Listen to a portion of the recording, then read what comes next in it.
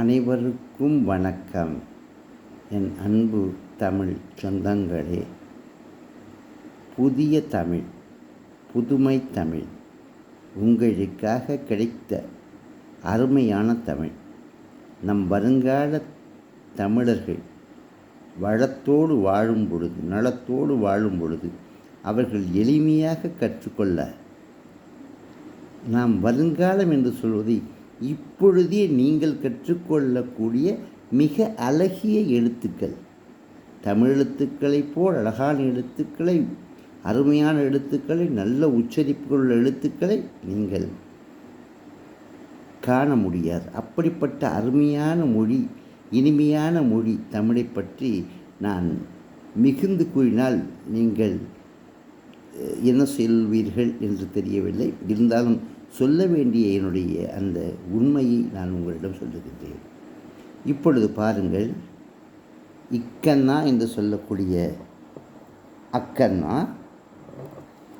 இப்போ தமிழில் நம்ம அடிப்படை என்ன செய்ய போகிறோம் சொன்னால், இக்கு ஆ கா, இக்கு ஆ கா. இப்போது நல்லா பார்த்துக்குங்க. அக்கன்னா இக்கு ஆ கா, உங்களுக்கு நல்லா தெரியும் இந்த கா. இப்போ தமிழ் முடிஞ்சு போச்சு. இக்கு ஆ கா, இங்கு ஆ சா ஙா. இக்கு இக்கு ஆ கா, இங்கு ஆ ஙா, இச்சு ஆ சா. இப்போது இங்கே பார்த்துக்குங்க, இக்கு இங்கு இச்சு இங்கு இட்டு இன்னு இத்து இன்னு இப்பு இம்மு இய்யி இரு இல்லு இவ்வு இல்லு இல்லு இரு இன்னு. நல்லா தெரிஞ்சு பார்த்துக்குங்க.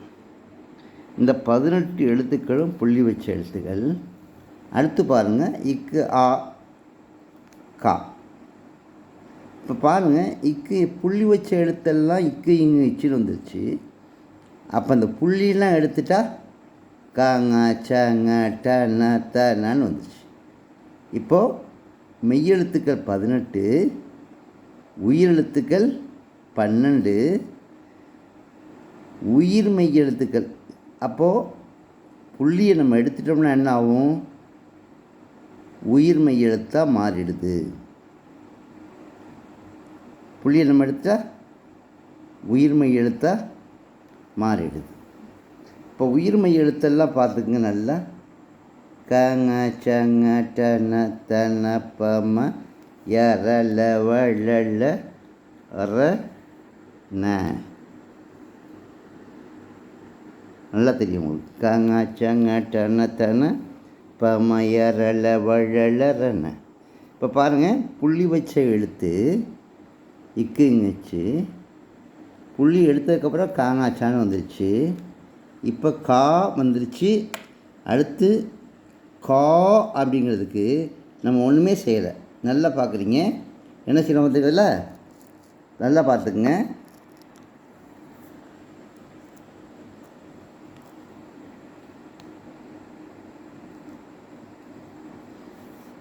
கானாவுக்கு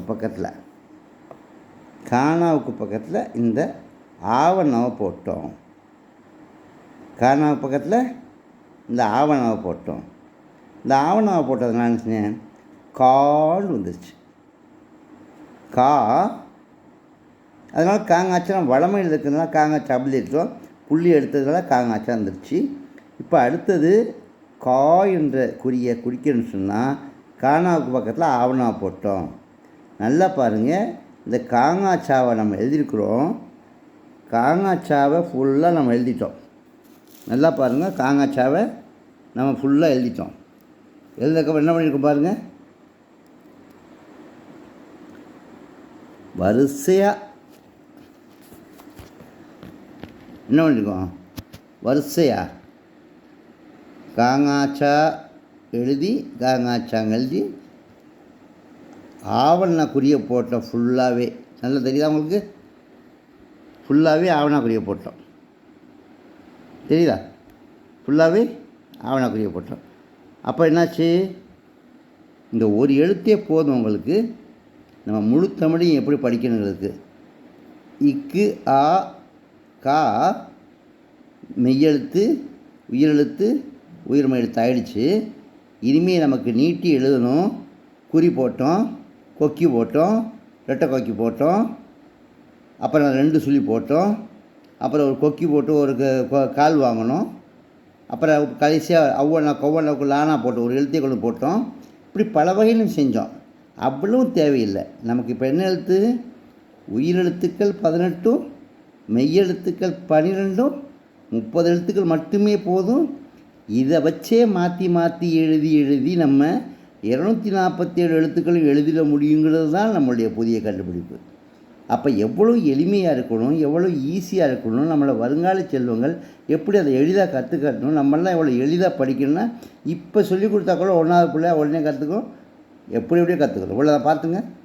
ஆவண்ணா இக்கன்னா ஆவண்ணா காவண்ணா கா ngா சா ngா டா நா தா நா இப்படி வந்துச்சு பார்த்தீங்களா. ரொம்ப ஈஸியாக அவங்கள சொல்லிக் கொடுத்துச்சேன். இன்னும் ஈஸியாக அவங்களுக்கு சொல்லிக் கொடுக்கணுனாலும் வெகு விரைவில் அவங்களுக்கு இன்னும் ஈஸியாக. இதே மாதிரி அடுத்த எழுத்து நீங்கள் வண்டியில் வச்சுங்க. அடுத்த எழுத்து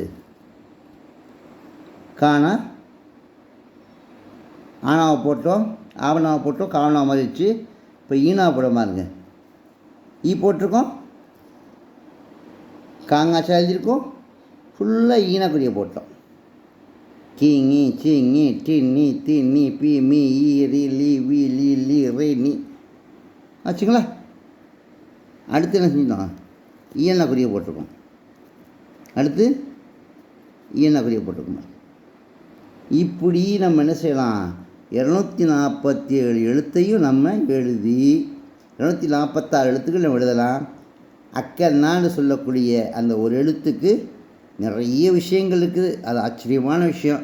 அதை பற்றி விஷயங்கள் நிறைய பேசணும்.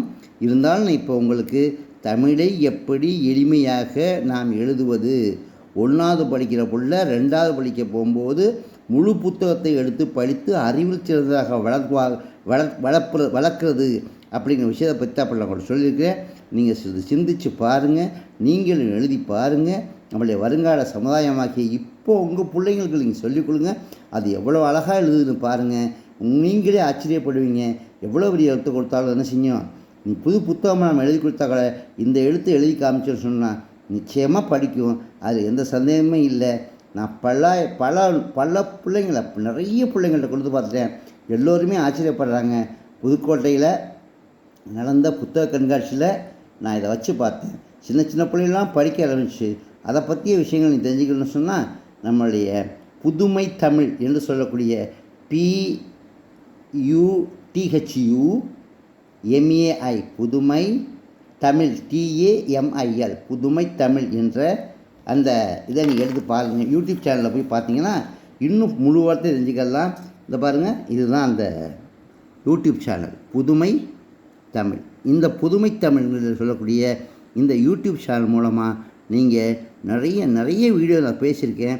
இதை கற்றுக்கணுங்கிற ஆசையிலையும் நம்ம தமிழை வளர்க்கணுங்கிற ஆசையிலையும் நீங்கள் எல்லா மக்களுக்கும் இதை சொல்லி கொடுத்தீங்கன்னா நம்ம தமிழை வெகு வேகமாக வளர்க்கலாம். நிச்சயமாக இதனால் வரக்கூடிய நன்மைகள் என்ன என்பதை அரசாங்கம் நினைத்து பார்க்குமேயானால் அளவிட முடியாத நிச்சயமாக அளப்பரிய இன்பம் நம் தமிழக மக்களுக்கு கிடைக்கும் என்பதிலே எந்த சந்தேகமும் இல்லை. நன்றி, வணக்கம்.